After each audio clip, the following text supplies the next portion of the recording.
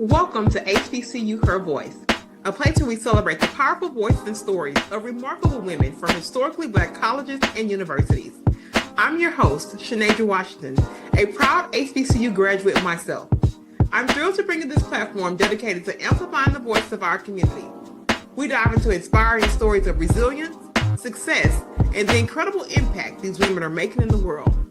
From trailblazing entrepreneurs to innovative leaders, we bring you the stories that matter, showcasing how HBCU experiences shape paths and fuel passions. We'll explore challenges, victories, and wisdom. Whether you're an HBCU alum, a student, faculty member, supporter, or simply someone who believes in the power of diverse voices, we are so glad to have you. So listen up as we share insights, celebrate achievements, and uplift our community. Together, we can inspire the next generation of leaders and ensure our voices are heard loud and clear. A grand welcome to HBCU Her Voice. A grand welcome to HBCU Her Voice. It's your fabulous host, Shanasia Washington, streaming from none other than Houston, Texas, H-Town, baby. And ain't nobody mad but the devil, because guess what? He tried to take my voice and didn't let me do this thing today, but you know I'm an old fighter, and I'll make sure we show up and give these women the platform that they really deserve. It's our HBCU Her Voice platform. Of course, I'm a little bit extra because it's my favorite. We bring the most amazing guests, and today is no different. I've been all over through her business. She don't know it yet, but I have, and I'm so ready to shine some light on her story. So we're going to let her come to the stage, do our normal drill, tell us her name, where she's streaming from, which HBCU she's repping, and we're going to get her HBCU story. Without any further waiting time, here's my very beautiful guest for today. Hello, everyone. I am Kim Singleton, and the HBCU I attended was the Howard University. I went to Howard University especially because my mother and my father went to Howard University. That's where they met. So that's really the only college I knew.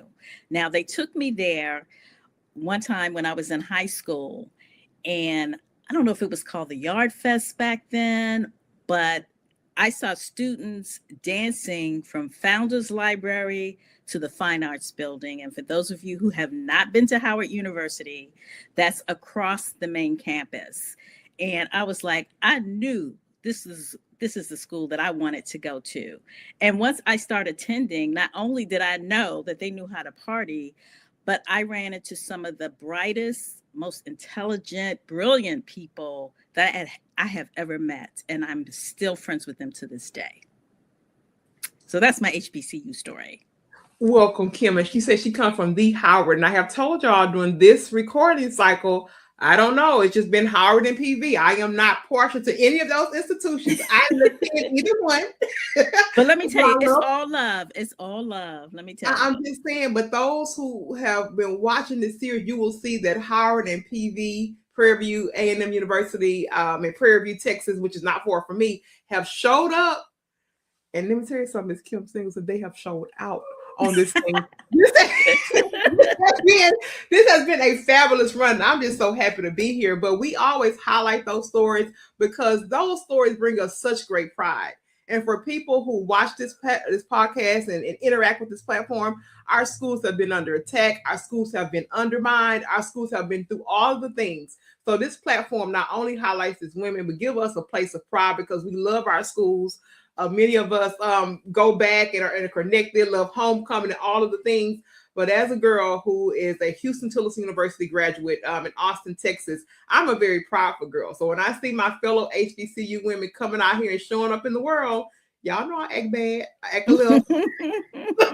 Y'all know I act a little bad because I am just so very proudful. So thank you for being here. But let me tell you something. Miss Kim Singleton has had a fabulous run in corporate. Oh, girl, I'm getting a little teary-eyed because my corporate ended in 2021 and I had a hard time. I had a hard time navigating places. I'm happy today to say that I feel like I've healed a little bit from having such a abrupt and harmful exit because it did harm me.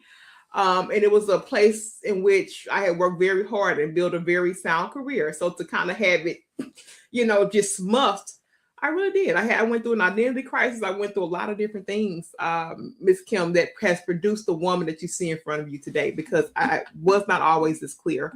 I was always a little crazy, but not probably as vibrant. Okay, but it came through. It came through a true cost. I want to kick off and start talking with you about your corporate leadership, but we kind of have to start a little bit heavy because what happened in your story, you said that my health became a factor in my. Yeah, it became an issue. As you probably know, as Black women in corporate America, Come on. we feel like we can't fail. Now, everybody Come else can on. make mistakes. Okay. Everybody else can be a little late on their deadlines. Everybody else can have their staff mess up and not be blamed for it. And I don't think we realize at the time how much pressure it puts on us, how much internal pressure it puts on us, because we strive to be excellent. Usually we're the only people in those spaces.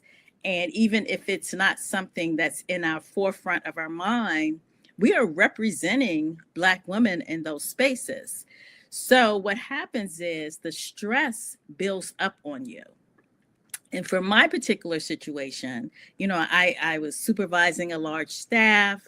I had deadlines. I had a new division head who put a lot of pressure on me, and I just did not want to fail. So when I started having health issues, I ignored them because you know what? I had to get this deadline met.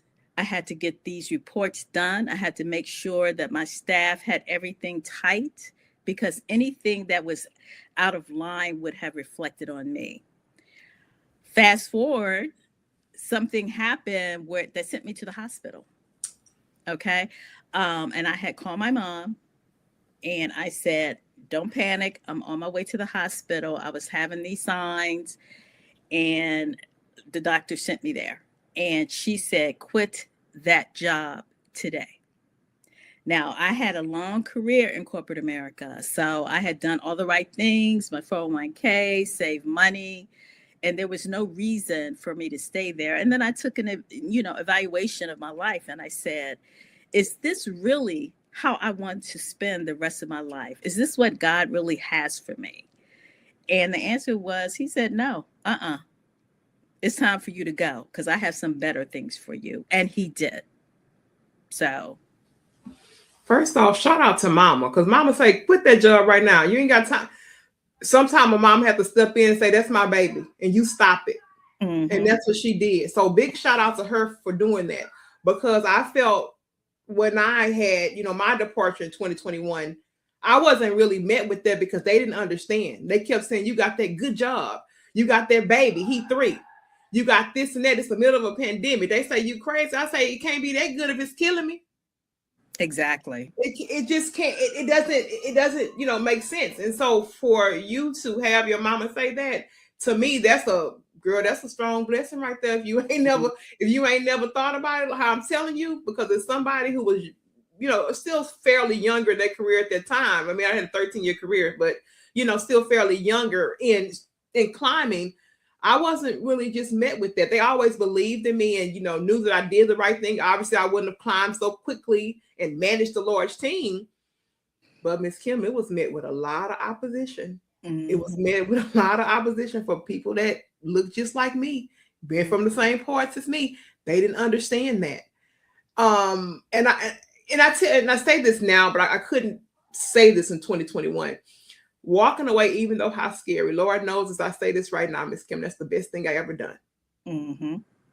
That is the best thing. And I've had some tricky times with trying to figure this thing out and build this thing and show up and what is the brand. But Lord knows I would not be this clear. Mm-hmm. I would not be this rooted. Mm-hmm. And I would not know him the way that I know him now. Mm-hmm. Mm-hmm. If it had not been for that departure. And I say that from a real pure place in my heart, even when it gets tough. Mm-hmm. And I can say that and know that this particular journey, that had to be a catalyst to me finally saying, okay, Sinead, you're going to choose yourself. You're going to say yes to yourself. And another thing you're going to keep doing, you was always thrown in the deep end over there. Never know real training, never know this, never know that. You mean to tell me you figured it out over there? Mm-hmm. You're not going to do the same thing over here? Exactly. Oh, he'll wear you out, Miss Kim Singleton, because you know Mm-hmm. I know Mm-hmm. when it was time for you to walk away.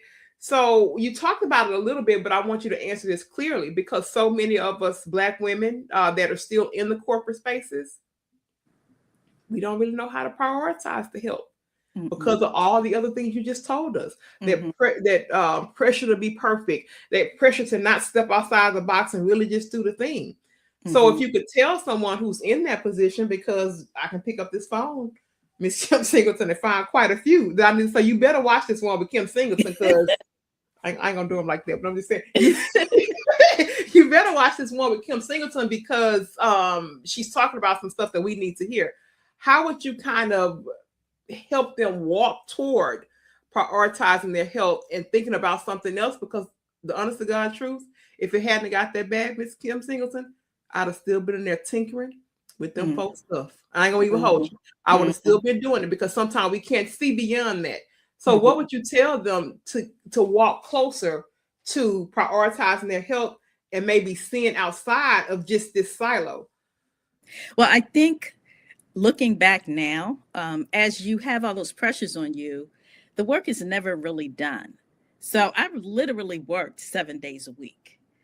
But my advice to give to other people is take those 1 or 2 days off. That work is still going to be there. You must put at the top of your list, out of everything you do that week, you're going to take one day out of that week, at least 1 day out of that week for you. It could be making doctor's appointments. Numbers are so very important in terms of high blood pressure is happening in younger women nowadays, high cholesterol. I wasn't eating healthy because I was constantly at the office. I had some really sweet staff members. They would come in my office sometimes and bring me food. They would say, Miss Kim, I didn't see you eat. Okay, so you have to be intentional about scheduling time for you. You got that good job, go get a massage at least once a month. Make sure you schedule an exercising. All of that helps you cope with the stress. And what happens is when we get into these jobs, because I had the person that I reported to, he intentionally piled work on me so that I was constantly busy. But only you have control of your life. If you take a day off, that work is still going to be there. You have to make sure that you take care of yourself. That work is not going anywhere else. And they're not going to fire you if you take 1 day off on the weekend. So you have to prioritize yourself. You have to. That is so good, because one of the things that I remember when I would even be off, like on the weekends, I would still think about them folks' work, thinking about, oh, I got to hurry up get there. I'm gonna get there a little bit earlier Monday, baby. You're already getting there early before time. How much early do you really need to get there, Sineadra? And at the time where it became the worst, I mean, like I had just had a baby. He was 6 months old, and I was literally, and this is the part of my life where I still tear up when I think about it. He had just gone to stay with my grandparents. My grandparents fortunately kept him while I worked. And he was just 6 months old. And I was literally getting to the office at about 6:45 a.m., Miss Kim. And I was leaving at 7 p.m. daily. 6-month-old baby. And I'm going to tell you something. My mom had a lot of words of wisdom. She said, let me tell you something. If you drop dead at that office, they're going to get 7 people to replace you. So take care of yourself first. That is such sound advice. And I remember when I left, I said, you know what, Lord, it's kind of interesting because I didn't really know what to pray for during those times. And I had no idea what was coming. I say, Lord, one day you're going to give me something. It's really going to be mine. And they're going to know that it was built through you. I didn't know what it was. Never sold nothing, Miss Kim. No Mary Kay, no tea, no nothing. Never had no direct lines of entrepreneurship. Never, no touch when all I knew was how to be a corporate American woman, since the time I left college. That's all I had for 13 years. So I didn't really have anything that was telling me to go do something else. And I would just whisper these little things to him because, and I'll tell this, I told this a couple times in the podcast, but I remember when it started to get really bad. And I'm not a procrastinator. I would try a bunch of different things. I would try to get the thing done. And I was like, man, I really got to work on that resume.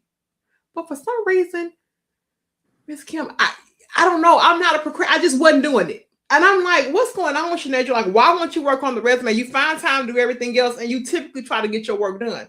For the life of me, I couldn't figure out why this task just kept lingering around. Finally,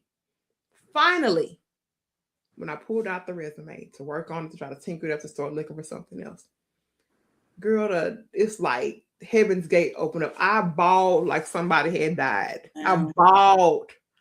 And I'm like, Lord, what's going on? Like, I'm trying to do it. Like, what is this? I don't even know what I'm feeling right now. Why am I having such a visceral type reaction to it?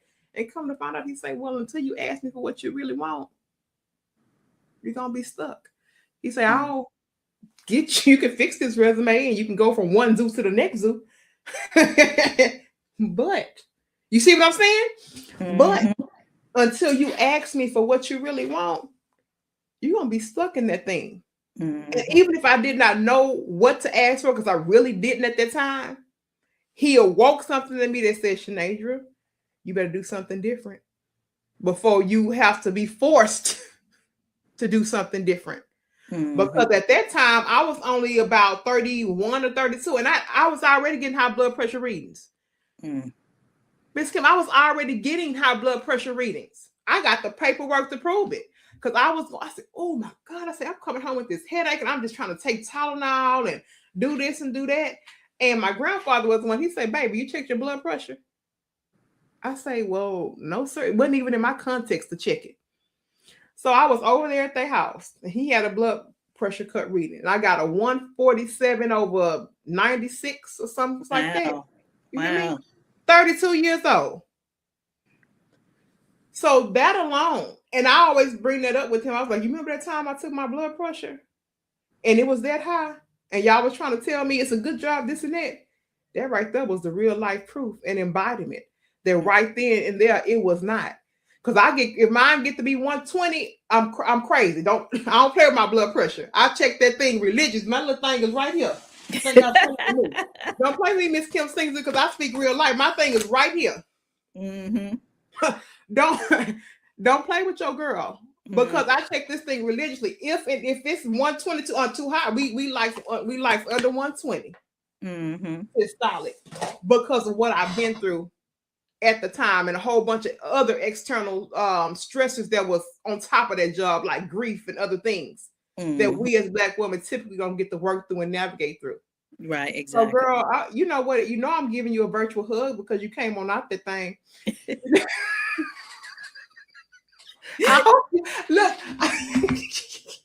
I hope you feel my love, and I do. I feel it, honey. I hope you feel my love and telling you that I'm incredibly proud of you for making it out. I'm proud of you too. Yes. This lady, she doing books and production, and we're gonna get into this because we got to walk this thing all the way out. We're not just talking about where we had these stresses. We're talking about we want to see some victory and some things that have come through saying yes to myself.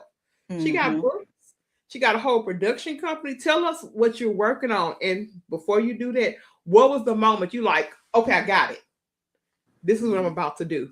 Tell us about that aha moment, you doing it, and what you're working on.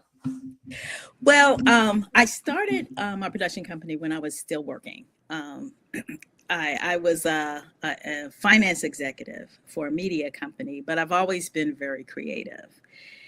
And I always say, God will put things in front of you. And one night I was working and I was like, this can't be everything. I have to tap into my creative side. Then I found out it was one of these local public access studios a block away from where I worked. They gave free classes to residents. So I would work and I would take late classes. I taught myself how to edit video, how to shoot, how to be a technical director in the studio. And I eventually started my own show where I critique movies and I highlight African Americans in theater, on TV, and in film. So I was doing that part-time while I was still working. And one of the advice I give to people who may want to do something else is think about what you love to do.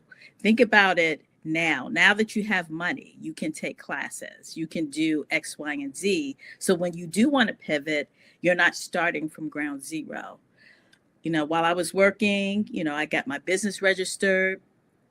I am now a minority, classified as a minority woman-owned business that brings in certain clients to me. And I always wrote.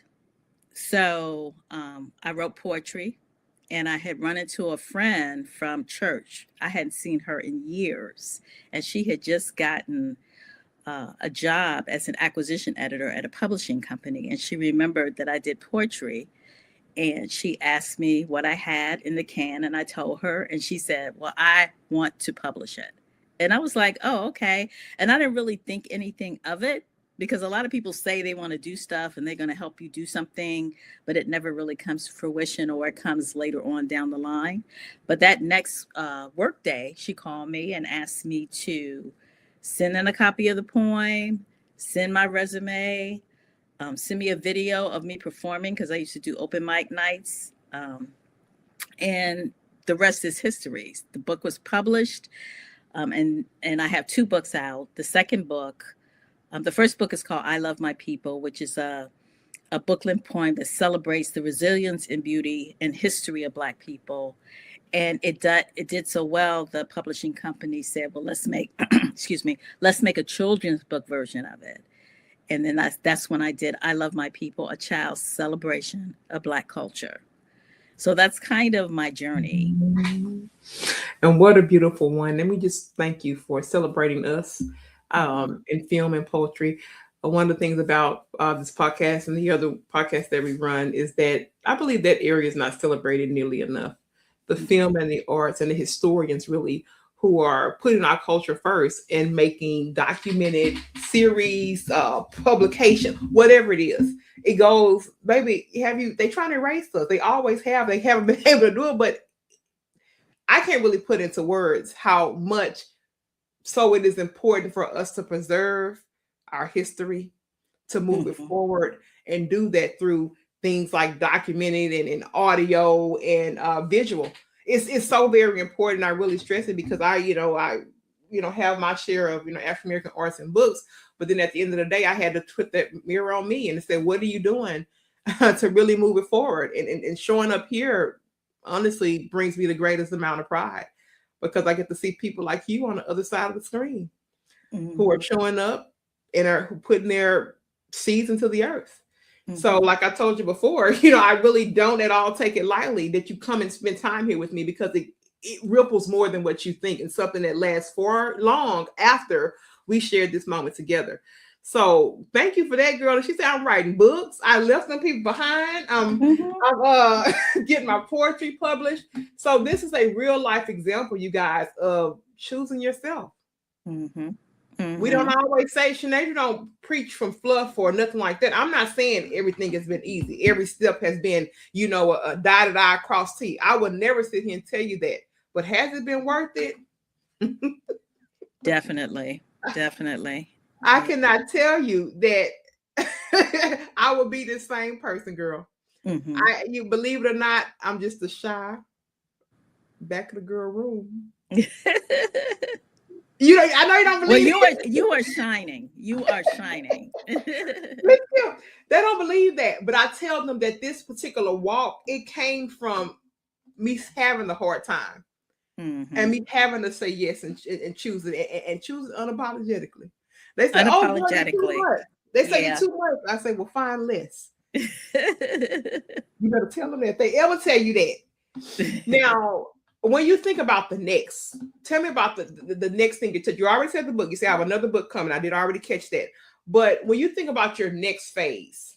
Well, my next phase, it's very interesting because, I always feel like God provides. A lot of things that I did, people say, well, how did you get into publishing this? And I said, it was God, because I didn't set out to do that, right? Things have been, when he told me to leave the job, he was like, I got you covered. So even when it comes down to my second book, my children's book, the publishing company is not a Black-owned company. So I was very intentional about, I want to pick the artist. So I did a little research, and the first person that popped up was this wonderful artist named Kim Holt, who she has the same name. And guess what? She went to Howard University. And when I tell you she put her foot in this book, it was amazing. So going to the next chapter, I have a couple of producers that came up to me and want me to do a stage version of my first book. So I'm working on that. And I've had people approach, nothing seriously yet, about doing an animation of the children's book. It's still early stages and people are just talking, but I definitely have producers for the stage version of the first book. And, you know, it's just something that came to me. Like I said, you know, you just have to be ready and be able to put yourself out there. And don't you just feel more creative that you don't have all those barriers around you? I said, yes. Lord, I said, God, you put that in me. See, I couldn't tell because there was just so much crap around me. I'll be laying in that bed and something fresh fall on me. I say, now, Lord, where'd that come from? That doesn't even seem like that should be a part of me and my story. But that just goes to when you move all of the noise and debris out of the way. The amount of clarity that comes through. Because you can sit here, she said, look, now podcast, even if you would have met me in 2021 when I left, I wouldn't even told you I would have had a podcast. And look at you now. I wouldn't have I say, now look, I'll talk to the people I like now. Now don't be calling me now. I don't just talk to any old body. But when I come here, I know that it's his platform. The branding exists. You got the nice little ticker going. You got the emblem. You got the process. But I say your work will be done. We don't care what is painted or look like. It will come through, and you will create a space and a sound that sounds different, that sounds unique, that feels loved, that feels seen. Each and every time we hit record, even if the mics don't work. Even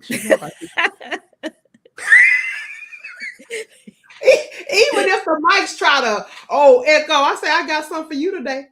You can echo and say not connected if you want to. But you made it work. You don't know about you don't really know about this girl here. You can try it, but it's not gonna come to pass. Now, I want to ask you about this because I love to ask this, especially as Black women who have gone through that corporate struggle. Tell me about the redefinition of success, because girl, mine has evolved and it continues to evolve. And what I'm starting to find out, the older I get, it gets plainer and plainer. I ain't got a whole bunch of extra stuff about success and all these different markers and this. You know, if it comes, okay, that's what he says. Oh, but it get real plain when you get clear. Tell me about your evolution of success and what does success look like now, for Kim Singleton. Well, in the beginning, like many people, success seemed like it would be climbing the corporate ladder, making a lot of money. So I climbed the corporate ladder and I made a lot of money. But, you know, I sacrificed my health for it. So now that I chose to walk away from corporate America, success to me is doing something that I love and being able to impact people. That is the most rewarding thing that I can ever have. When I do book signings, because my books are all about love and positivity and our history. And I have this call and response. When I do book readings, I make people say over and over again, I love my people. And when we finish the event, there's so much love in the room and I get such positive feedback from people and people wanting to share my book with everyone. I feel like I'm making an impact. And to me, that's success. Like I always leave and say, you know what? My work is done here. So success for me is doing what I love, doing what I'm passionate about, and making a positive impact on other people to the point that they give you feedback and let you know this has affected me in a positive way. So that's my measurement of success. I love that. And she said, I'll leave that thing saying my work is done here. Now all you got to do is drop the mic next time. When you leave, just do that. I love that. And you know what? You have this demeanor about you that's just like so calm and welcome. You do, you know, and some of my guests, I really truly pick up on it. Like I could legit be a student in the session and feel okay and feel safe about it and feel like when I leave here, I will be transformed. You just get it from some people and some you don't. We don't call them nothing less, but some you just really get that. And I feel like I will be at the end. I love my people and tell me something different. After every session, I'm going to say it loud and bold and strong.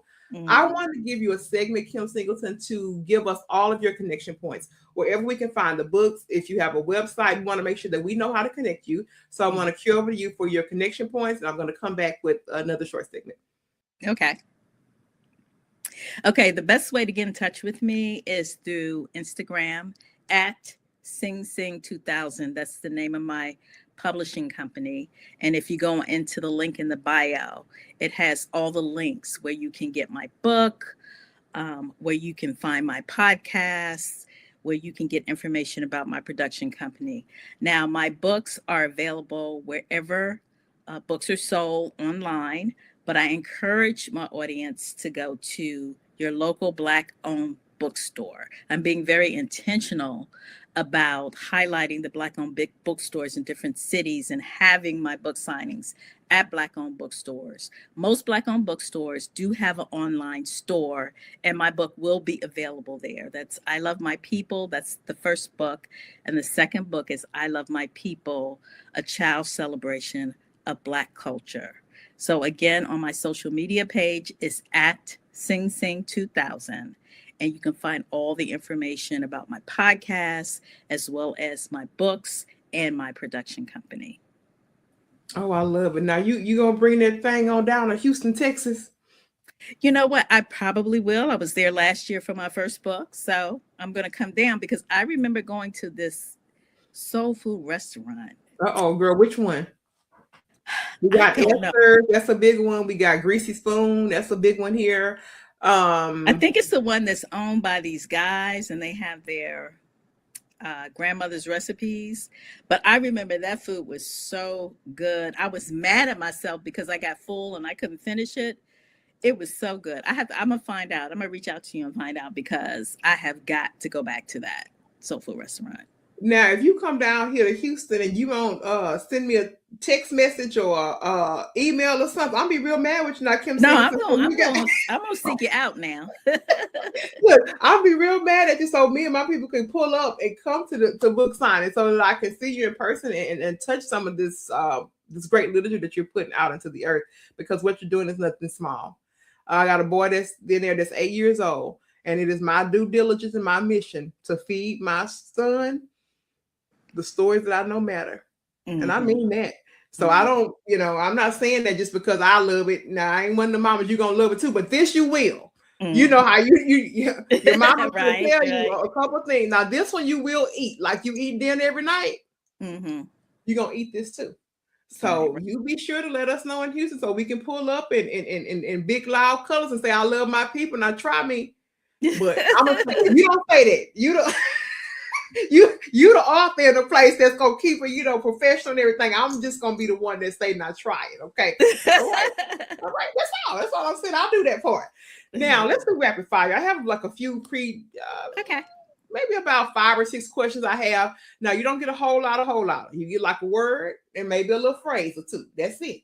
Okay. This is designed to keep you here in the moment. Okay. Tell me one word that describes this season of your life. Satisfying. Come on. I love my people means what to you? It means that I want to spread love amongst our people, especially, okay, I know you said one. I want to spread love amongst our people. Where there is negativity, I want to make it positive. I want you to fill in these blanks. Health is this and not this. You said health or help? Health. Health is taking care of yourself and not ignoring the signs. Tell me one lesson that corporate America taught you that still serves you today. That I am stronger than I thought I was. I love that one. Creativity now feels like expressing myself unapologetically. Every time. Legacy is built through what? Passing down our stories of our rich history. And last but not least, tell me one affirmation that Kim Singleton cannot live without. Always be conscious of choosing better. Don't let anyone take you down a negative path. Oh, I love it. Give yourself a round of applause, Kim Singleton. If you ain't gave yourself a round of applause, you're going to do it. You're going to do it today. You're going to do it today on the HBCU Her Voice podcast. We make no mistakes about it over here. Now, this is the part in our show we cue our guests for final thoughts. We ask them to give us some great parting words for this space and really something that captures the essence of Kim Singleton. I will cue up to you for final thoughts and I'll be back to close the show. Okay. Well, my final thought is in the theme of my book, I Love My People. Choose love first. Be slow to take offense. Because most of the times people are not really out to get you. It's how we react to people. And even if you think they're out to get you, you can change the mood. You can change the tone by spreading love. Love is contagious. Love is absolutely contagious. And I really wish that many people would embody that. Our world would really be in a different place if we took off a lot of these blinders and release some of this hate and really truly operate in love. I can tell you from personal experience, this world will be a better place. Mm-hmm. And if you guys have made it this far with Kim Singleton, y'all know I love her. Y'all know I've I fell in love with the journey. I fell in love with the journey. You see it displayed right here on the screen. And to those of you who are out there, I tell you like the church folks tell you, I love you, ain't nothing you can do about it. So don't try it, okay? And we'll be back, really, just bear with me, girl, you know. We'll be back in no time with another amazing woman here on the HBCU Her Voice podcast, excuse me. Until then, we love you, we love you, we love you, and we're out. Thank you so much for tuning in. Thank you.